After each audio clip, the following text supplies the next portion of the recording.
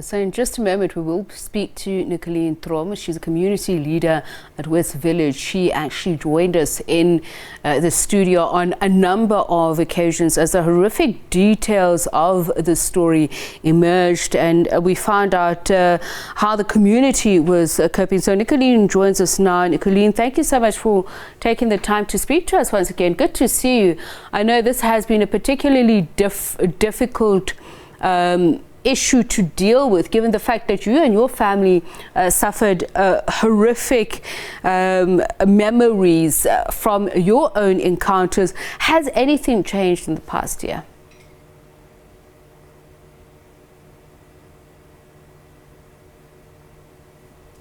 Nicoline, can you hear us?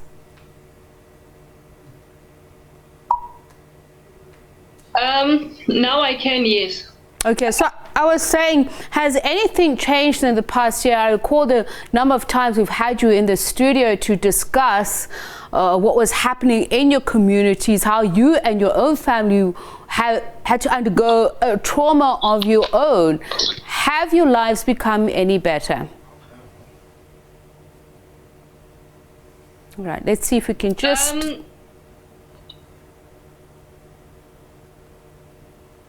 All right, go ahead, Nicoline. We'll get the picture back on. You can go ahead and speak to us.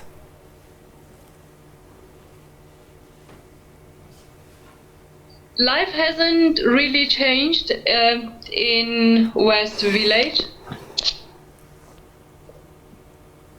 Am I audible? Yes, you're audible and you're visible.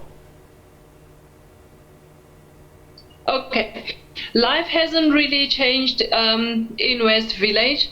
It did change for a couple of months after the Imbizo. Then after 3 months, we saw the illegal miners coming back, and now they are back with reinforcement.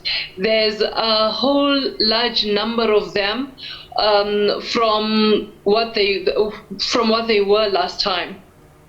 And I'm just wondering about, obviously, as a civil society organization and groupings and the community, you would have been able to identify just how large the number is of illegal miners in your area that is terrorizing the community. And I'm just looking back at the figures that had been provided, and that is up until the end of the financial year, which was March.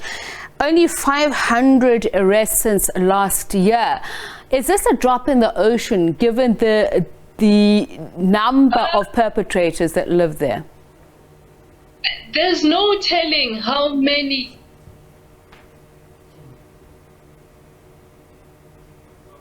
Nicoline, you can just go ahead and talk to us. We'll deal with the technicalities as we go along. Okay. I was saying there's no telling how many they are. We are under the impression that in the mining down there, it's an entire community that is there. There are those ones that are totally not coming out or would come out after 6 months or so. However, the number that we see visible, it is hundreds of them that are blending into our communities. And I was just reading that just the inventory that was given by officials about at least 1.8 million rand in cash that had been confiscated, tens of thousands of rounds of ammunition, trucks of drugs, and tons of gold. But I'd imagine that they keep on replenishing, that it doesn't make any impact on those who are living in the community and underground, as you say. I couldn't hear, I lost you there for a moment, so I couldn't hear what you were saying. So I'm saying, if law enforcement officials confiscate not only the resources that they use to dig underground, the monies that they earn, the guns, ammunition, the drugs, I'd imagine that these illegal miners, these gangs, it doesn't make any dent. They just continue going on as though nothing has happened as before. Yes, of course, it won't make any damage to them. Remember, we had alluded at some point that the illegal mining itself, it is a very serious syndicate, a well-organized syndicate. They are well-resourced. It doesn't matter if you take them.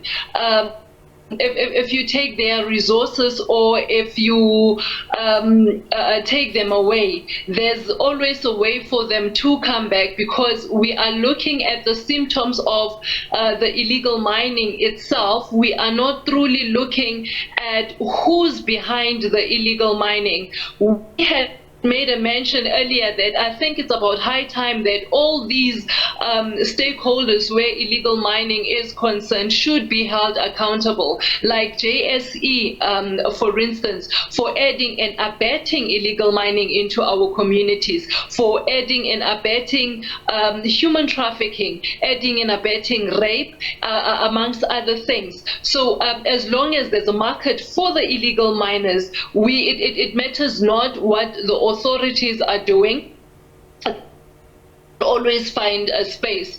And it also tells you that there's a disregard of the state and its laws. So someone higher and someone in power is giving them a conducive environment for them to do what they are doing. Nicoline, as we heard that there was a cluster meeting of various departments, the police minister saying this, do you think that that would be of any help, particularly after he also said that there are specialized units that are delivering results? Have you seen any results?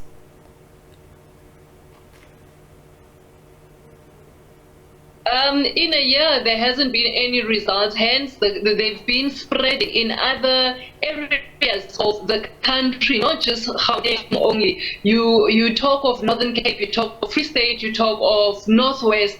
There's this problem of illegal mining. What it clearly says is that the police don't have the capacity nor the energy or even the willingness to deal with this matter. But it is not only up to the police. We had not heard anything from the Minister of Resources and Energy that what is his plan in regards with closing the mining shafts. If they cannot close the mining shafts, then why not regulate it? Because clearly there is a market for there is a space of employment if